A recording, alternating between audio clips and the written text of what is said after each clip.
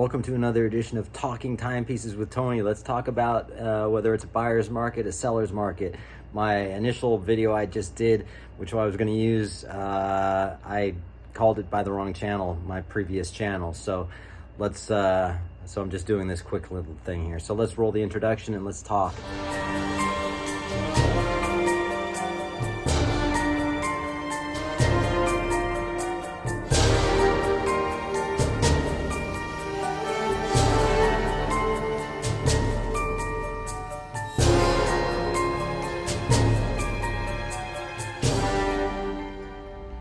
All right, everyone.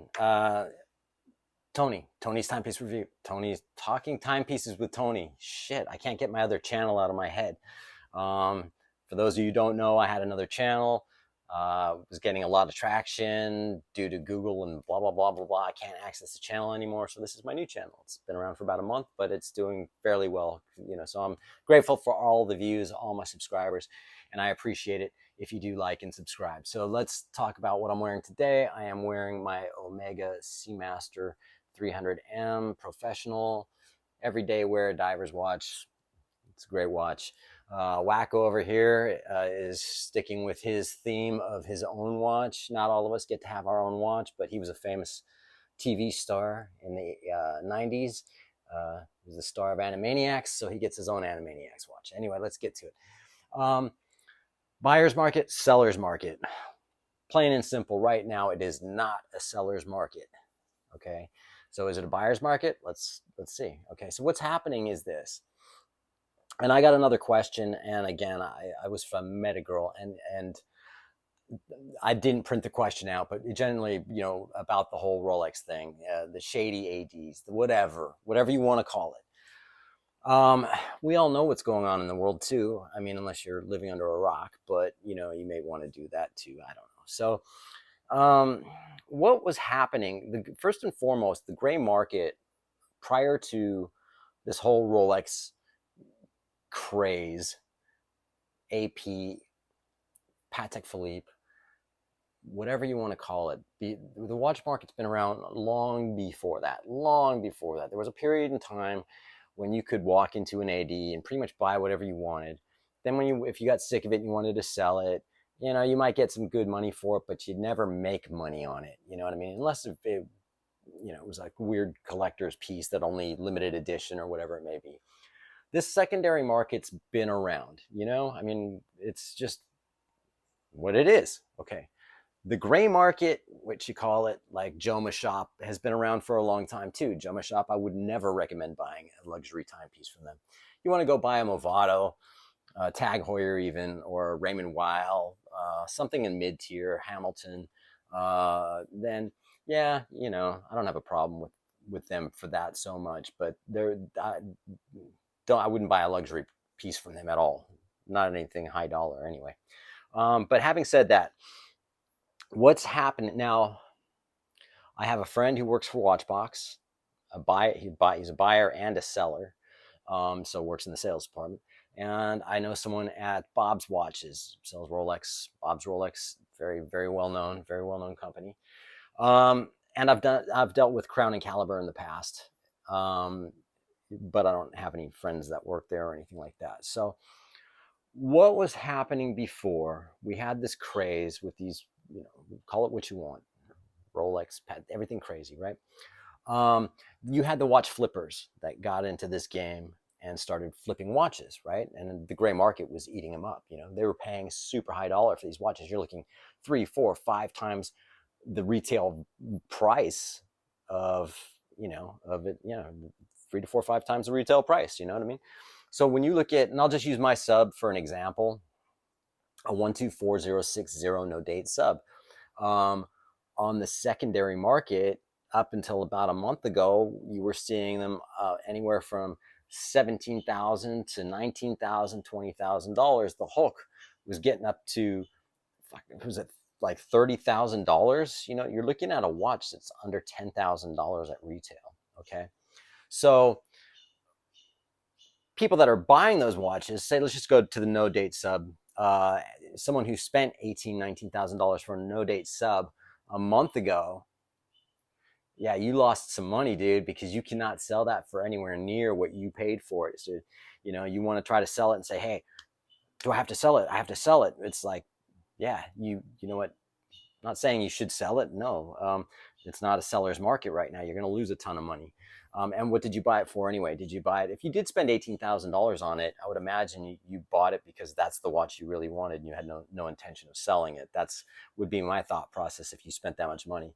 If you're pissed off because the watch market's not only dipped, it's gone down quite a bit, then that's just what it is. It's the price you pay. You know what I mean? If you go out and buy, um, say, Gégé Lecoultre, for $10,000 brand new, if you went to sell it on the secondary market, regardless of what's going on in the watch world right now, you'd be hard pressed to maybe get 6,000 for it, maybe $5,000 for it. But that was standard how it was prior to this craziness, and JJ's not on that list of watches that were that sought after. Although they are a great brand, it's just what it is. You know what I mean? Some watches didn't catch that market.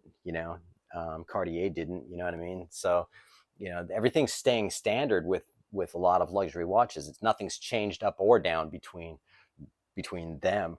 It's the high dollar, the Rolex models. And keep in mind that right now what had happened, people were buying watches and then they were flipping them, buying them and then flipping them. The shady ADs were selling out the back door, getting an extra kick under the table or whatever it was, and then they're selling them on the secondary market, right? Then what was happening is, and this is just a speculation on my part, so this isn't fact that I know because I don't know anyone who's done this, but I would imagine that what would happen is someone, say for instance, who is a genuine watch enthusiast that say has a couple of Rolex, Gégé Lecoultre, whatever you want to call it, Patek Philippe, that doesn't have room in their budget financially to purchase another watch. Keep in mind, some people make a lot of money and have a lot of money, but they also have families and houses, mortgage, car payments. They have to maintain their family. They don't have that budget to spend $10,000 on a Rolex sub, right?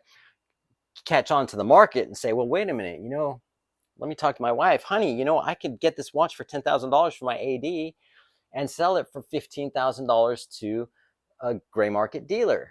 Okay, great. You can sell that watch within an hour walking out of the store. That's how it was up till a month ago, right? So even these legit guys were going out and saying, well, I know I can make some money on it. Why not? You know what I mean? It's all good. I can put it on my credit card, but I can pay it straight off and then put an extra $4,000 or $5,000 in my savings account, checking account, whatever you want to do with it.